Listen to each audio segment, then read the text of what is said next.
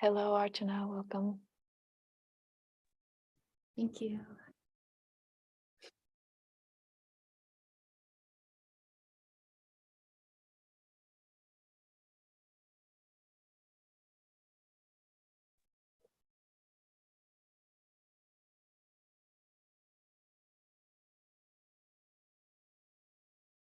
Hi, Jason.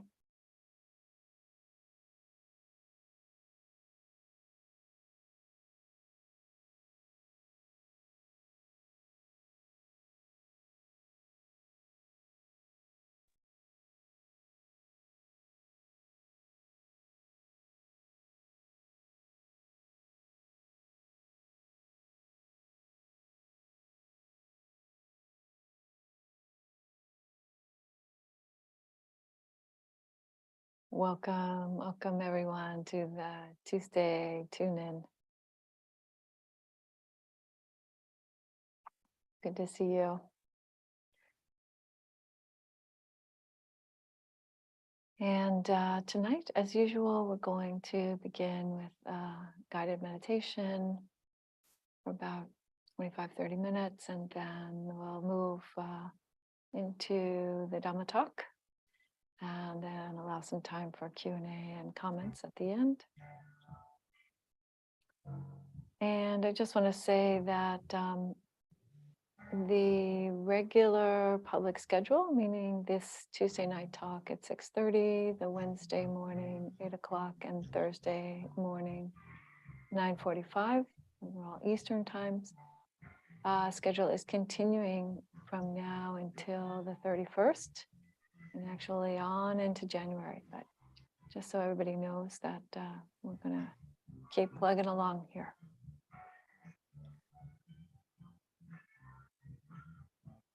And this evening, I thought that we'd experiment with a little less guidance than usual. And so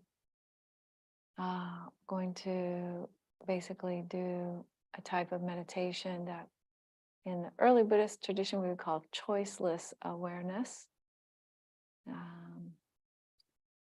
And in Zen is known as Zazen or Shikantaza, just really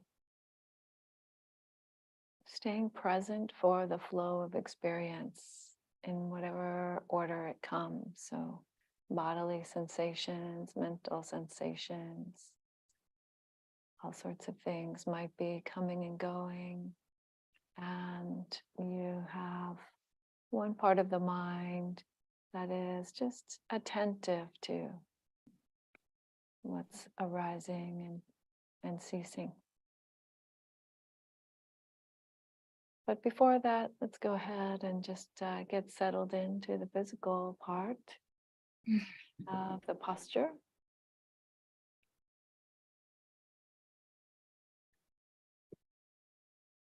Sometimes it's helpful to rock the body a bit or turn the head. Just releasing any kind of habitual tension that you might be holding.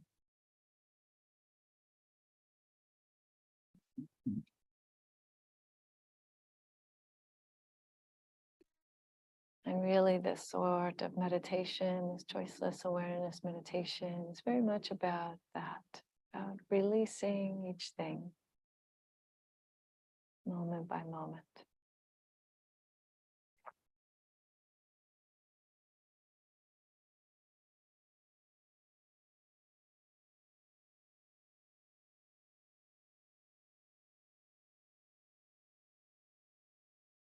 Finding that posture where you can feel the stability of the body.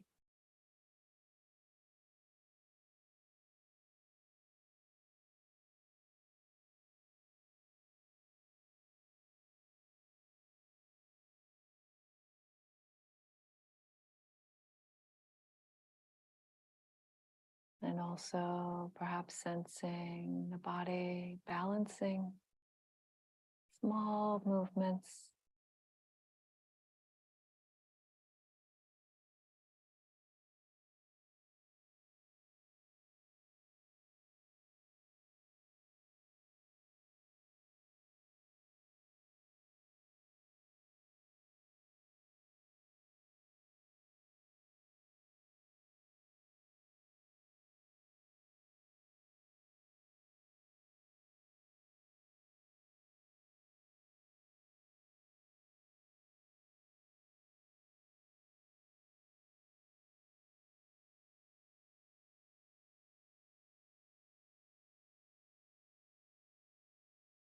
allowing the eyes to relax and soften.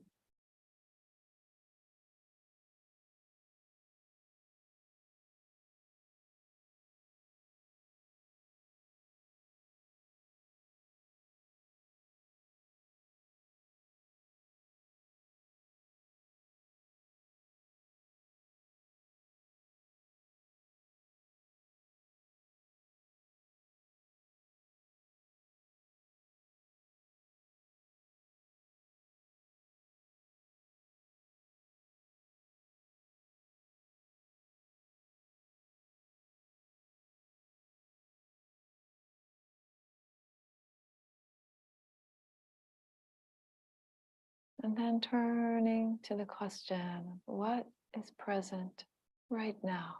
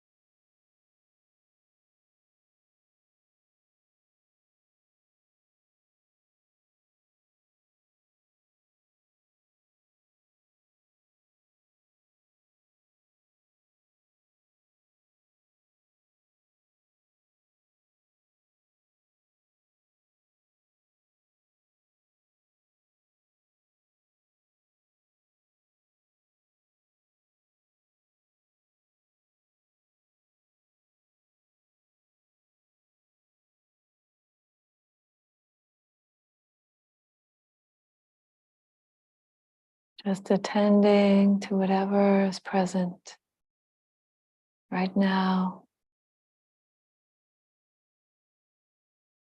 right now,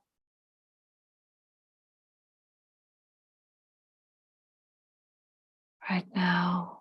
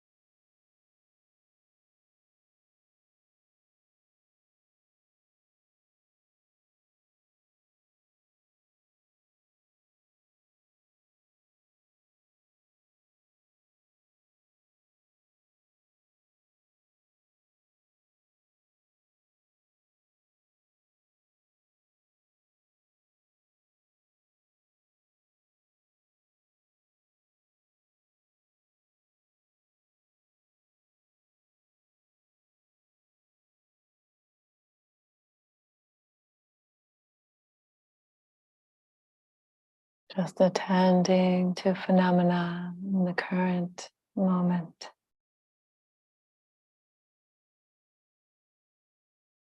Phenomena in the present.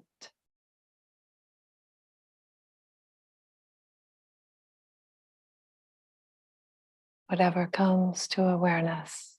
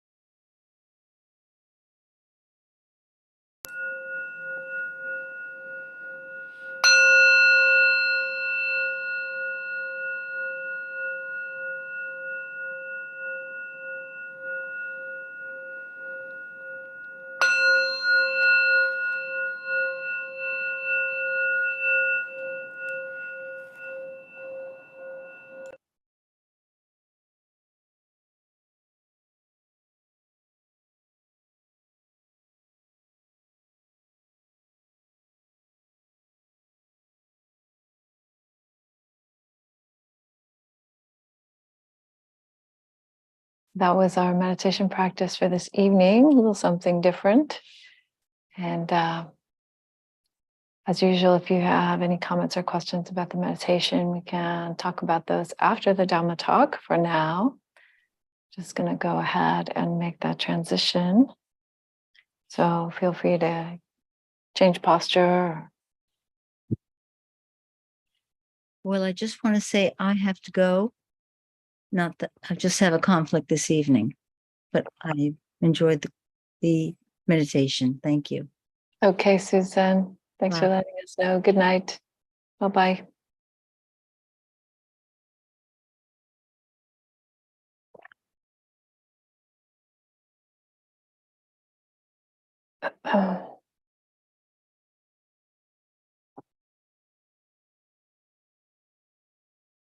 Namo tassa bhagavato arahato samma sambuddhassa. Namo tassa bhagavato arahato samma sambuddhassa.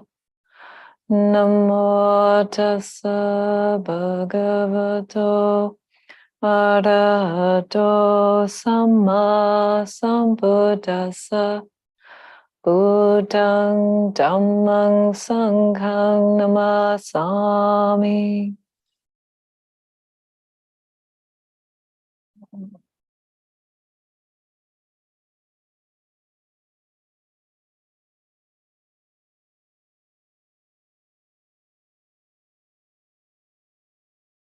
This evening, I would like to begin with a story about a woman from ancient China. And this is a story from a book called The Hidden Lamp. And it's a very interesting book. It's an older book. Gosh, it's got to be at least, 10, 12 years old now. Florence Keplow and Susan Moon put it together a while back as a compilation of stories about women practitioners and comments on those stories by women teachers. And it's called The Hidden Lamp because these stories about women often didn't come to the forefront. And so there were these lamp collections, these records in ancient China that were all about the men's practice. And so Florence and Susan put this together. And so I'm going to read you this story about the old woman of Mount Wutai from 9th century China.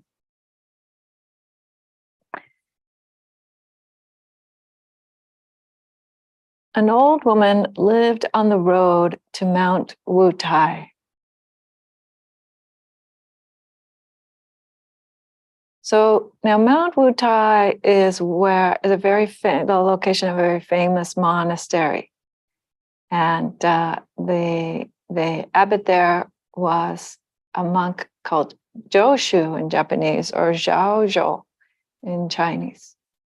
Very, very esteemed teacher about whom we have a lot of koan stories. We have a lot of stories about his encounters with his students because he was known for giving these very obtuse, kind of strange answers to questions.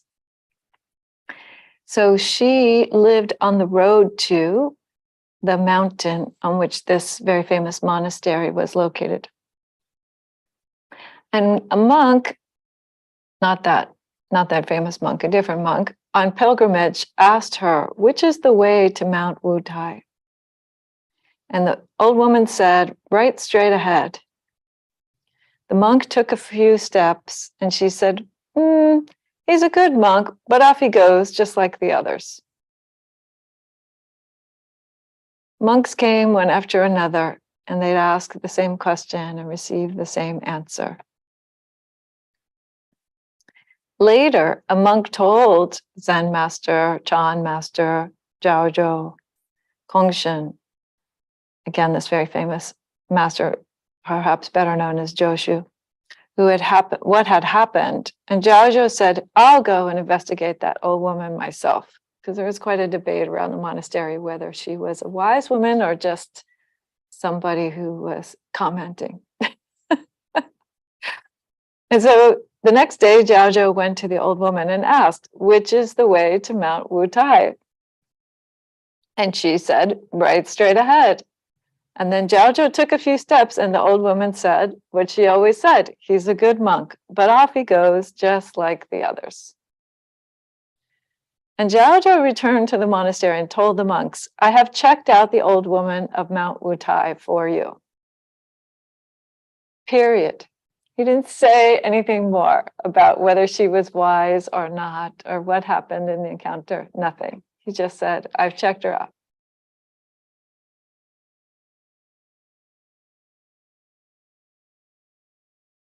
So which is the way to Mount Wutai?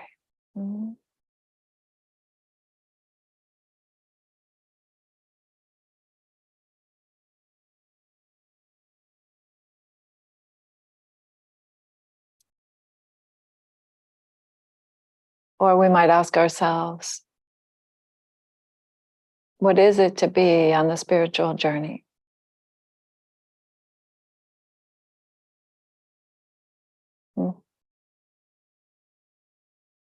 How do we know which way to go on the spiritual journey?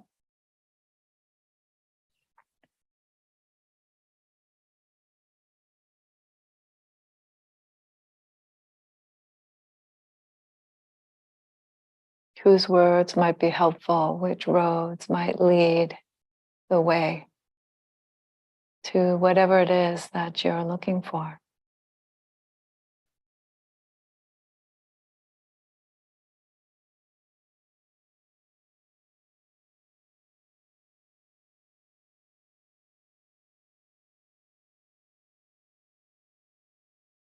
There are many ways to think about what a spiritual journey is.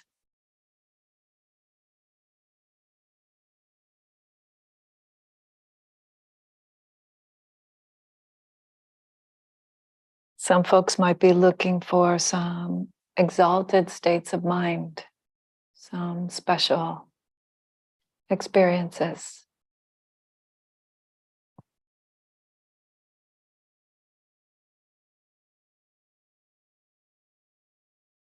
I remember when I was living at Empty Hand Zen Center, at a small meditation center, temple in New Rochelle, New York, about half an hour north of New York City. And Wednesday nights was beginner's night. And usually that was when the most people would come. And one night I got up from my Wednesday night beginner's chat, and one of the gentlemen who had been there walked up to me and he said, as I recall it now, he said,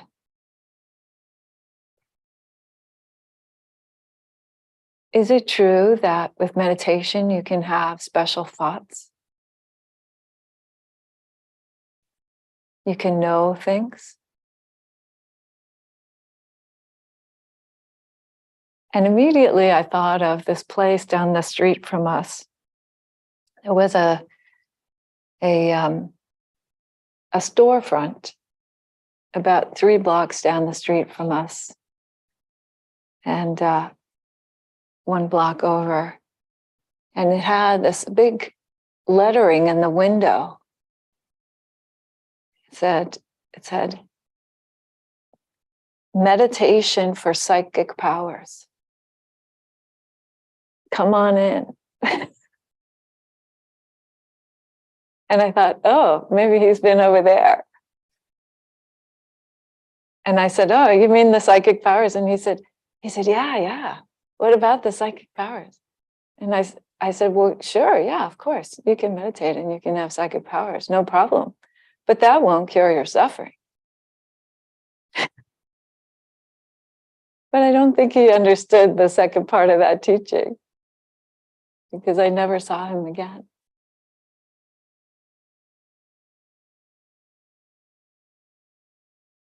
That was what he wanted. And maybe he would attain it and find out that the truth of how limited that actually is.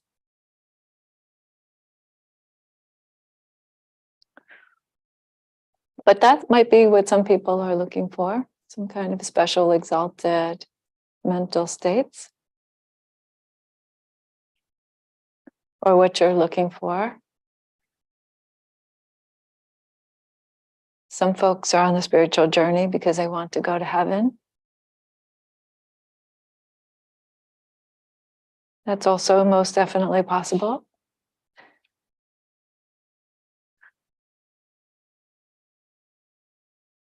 I suppose from the Buddhist perspective, the question would be, which heaven exactly would you like to go to? But nonetheless, it is certainly within the realm of possibility, and a perfectly admirable way of practicing. In fact, I often think, although I don't know much about the sort of doctrinal concepts behind it, but Pure Land Buddhism is to a large extent that kind of practice. Has those folks that I've known who practice that way have been incredibly compassionate, warm people who are doing good things in the world. That's their spiritual journey. Some people might think of the spiritual journey as being like tuning into God or tuning into something greater than yourself.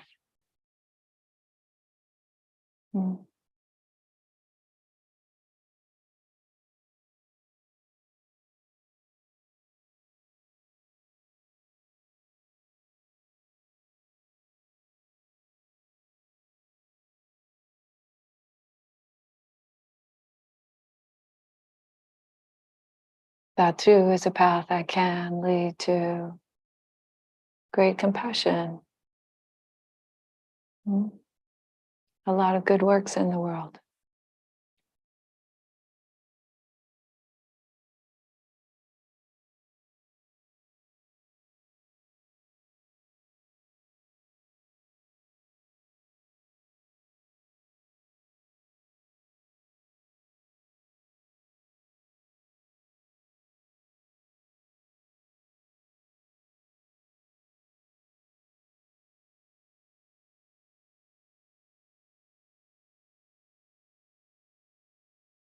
I wonder sometimes whether the Buddhist idea of karma isn't somewhat closely related to the way that folks think about God, the creator God. Something for some curiosity, I suppose. But certainly people have practiced Buddhism and various sorts of religion that are based on God together, right? Hinduism and Buddhism mixing for thousands of years. Or my friends who like to refer to themselves as Jubus.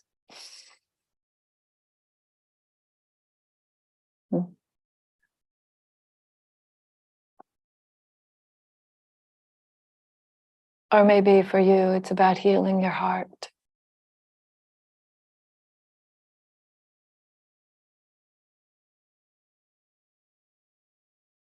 It's about finding some relief.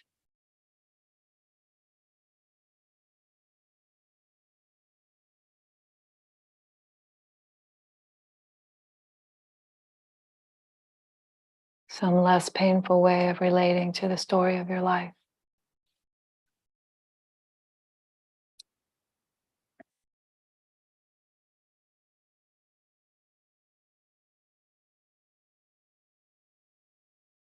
Right now, here in the United States, we're in the midst of the whole Christmas barrage. That's how I think of it. Christmas barrage. The Christmas mayhem, the Christmas excitement, energy, activity of the holiday. And that's not to say that there aren't many other people celebrating all kinds of other holidays at this time as well. But it brings to mind that story, the Christmas Carol, very, very classical American story from this time of year. Actually, it's a British story, right, by Charles Dickens, about a man who is visited by some ghosts because he has been so greedy in his life and so callous toward the suffering of others. And he's visited by ghosts on New Year's Eve, including the ghosts of his former business partners.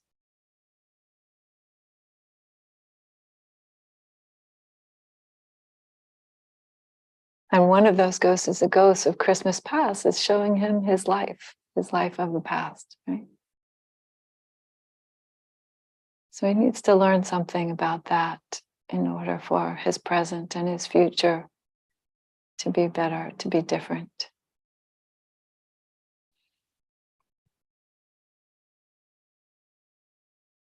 To be one that is less suffering for him and less suffering for others. So in a way, that story, the Christmas Carol, I really like that story, and I always see something different in it every year. And this year, what I see in it is him, reframing his role in the world with a more compassionate heart. So the story ends, for those folks who might not know. The story goes on, and he is visited by his former business partners, the ghost of Christmas past, the ghost of Christmas present, and the ghost of Christmas future. And because of all this, he wakes up on Christmas morning so grateful to still be alive that he turns toward what? Toward the compassion, toward the concern that he felt for Tiny Tim, this small, sick child of one of his employees. That's what actually turns him around. So maybe that's his spiritual journey. It was his very short one night spiritual journey.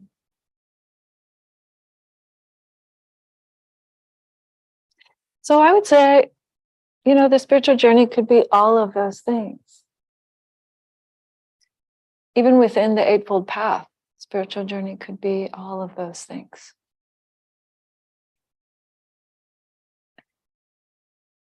But the question is still, how are we on this journey? How are we walking it?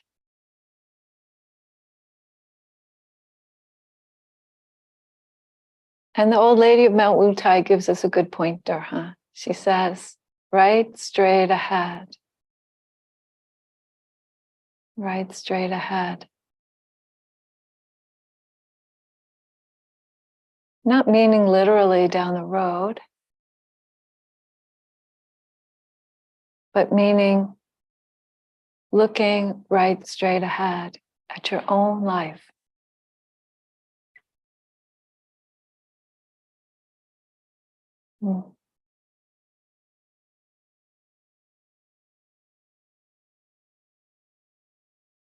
Because surely that is where your spiritual journey is going to unfold, right here in this life.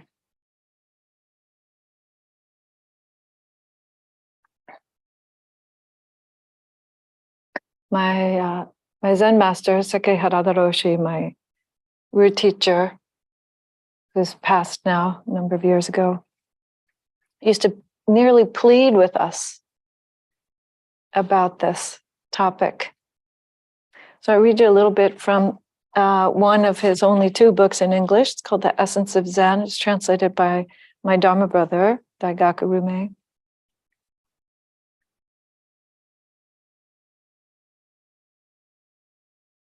He said, please don't look for Zen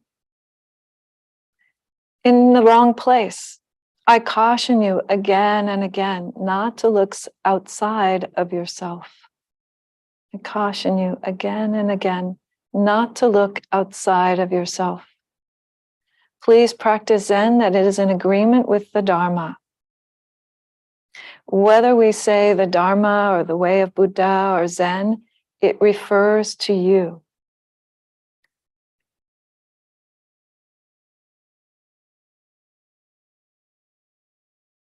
Yet, to really study your true self is something that is very difficult.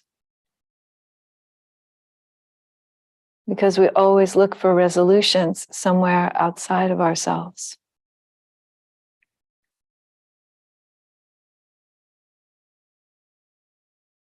And so that's what the old lady of Mount Wutai, that's her wisdom. Right? Day in and day out, reminding the people that she sees, whether they know it or not, whether they happen to understand the pointer that she's giving, reminding them again and again that what they're looking for isn't on Mount Wutai.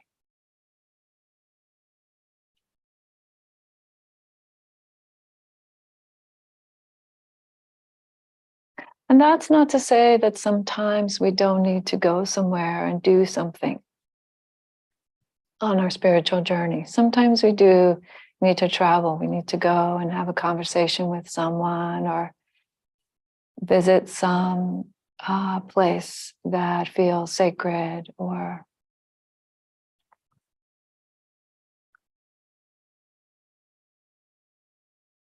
try on some kind of practice that we haven't done before. Sometimes we do need to do that.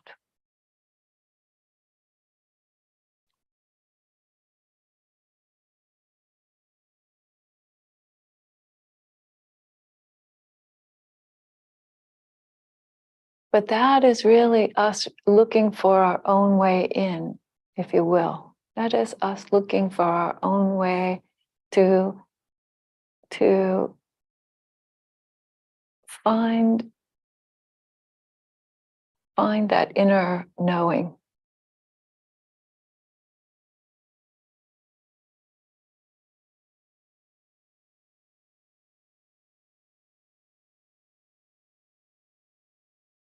In fact, I would suggest that that is the role of any teacher, any Dhamma teacher.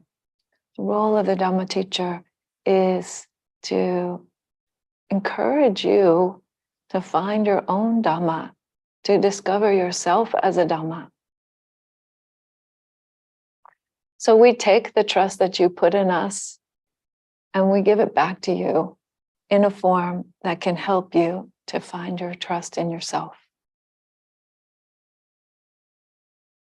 in your own knowing. It's kind of like the Buddha when Kisa Gotami came to him. Kisa Gotami's only son died. And she was so overcome with grief that she carried his body around and asked people to help, asked people for medicine, asked people to help bring him back to life. And somebody had the great compassion to send her to the Buddha. And so she approached the Buddha with her baby's body in her hands and said, please bring my baby back to life. And instead of saying to her, I can't do that for you, what the Buddha said was, go from house to house and ask for a mustard seed from any house that has not experienced death. And then when you get that mustard seed, you come back. And so Kisa Gotami went from house to house, and encountered over and over again that there was not a single house that had not experienced death. Mm. So he took her trust in him and he put it back to her with a practice that she could do, that she could encounter again and again, gently, the truth that she needed to accept.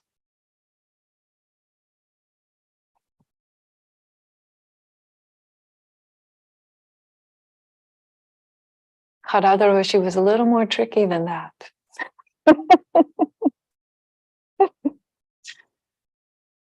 He would often ask people the question, he would ask, how is it that you know that you're alive? How do you know you're alive? And people would say, well, I'm breathing, or, I can see you, I can talk to you. I can feel my heartbeat. People would give all kinds of answers. It's like, no, it's not any of those things. How do you know you're alive? And the answer to that question is the knowing. Because there is knowing right here. There is knowing.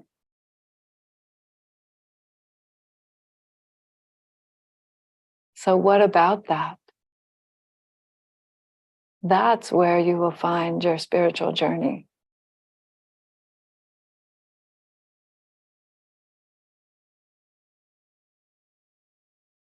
Mm.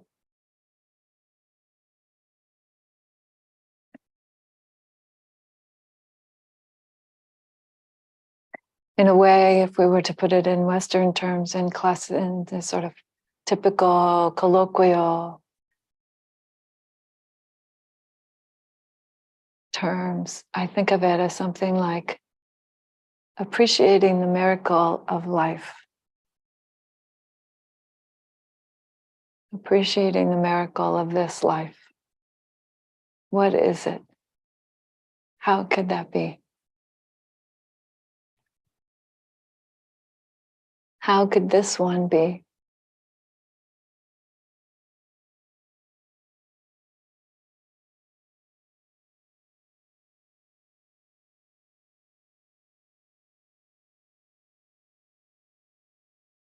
And so it is helpful sometimes to have a word or two from someone else, to read a book, to travel 5,000 miles to a small town in Japan where I had to wear a white towel on my head.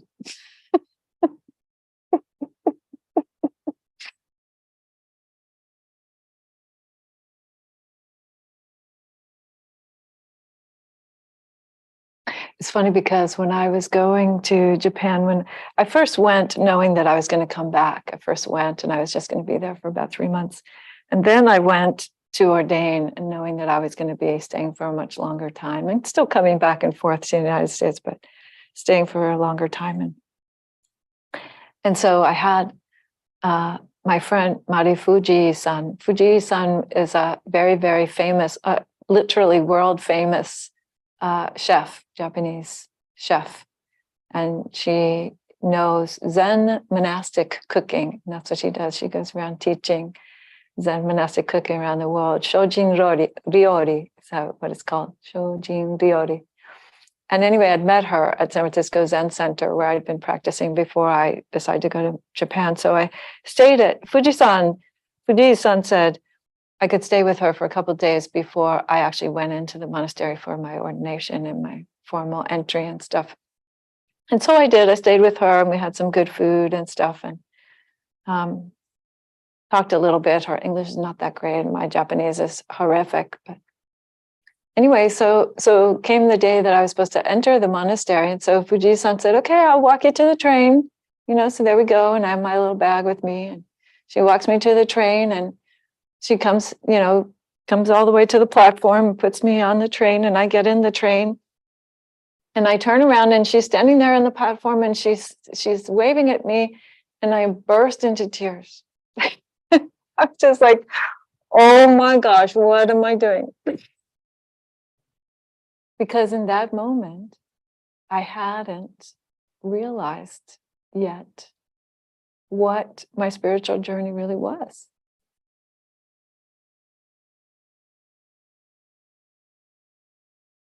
So sometimes you could be on it and you don't know yet. And it comes as a shock or a joy, great awakening, many things. But again, I want to come back to this old woman in China who says, just go straight. Just go straight. Just meet your life. Meet your life. Gently, right here, right now. Meet that knowing. Right there, along with all of those other motivations you might have. That's all good. That's all fine.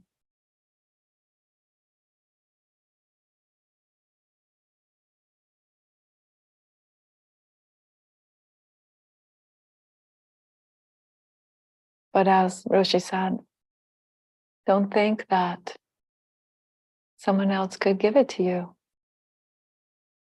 Don't think that it's anywhere else on some mountain somewhere.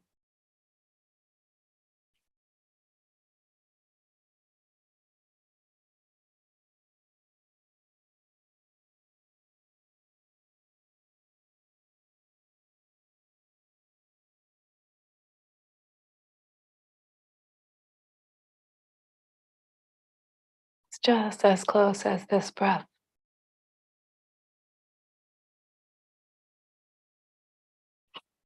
In fact, maybe you could see that during the meditation we did earlier, right? So we did a choiceless awareness meditation.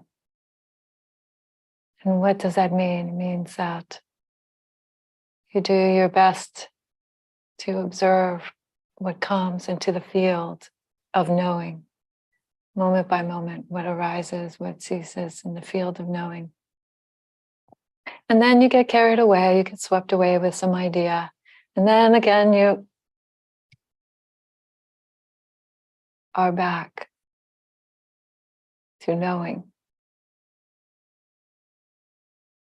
And you can tell the difference. So how do you know you're alive? How do you know how to make this spiritual journey? Right straight ahead. It is right here, right straight ahead.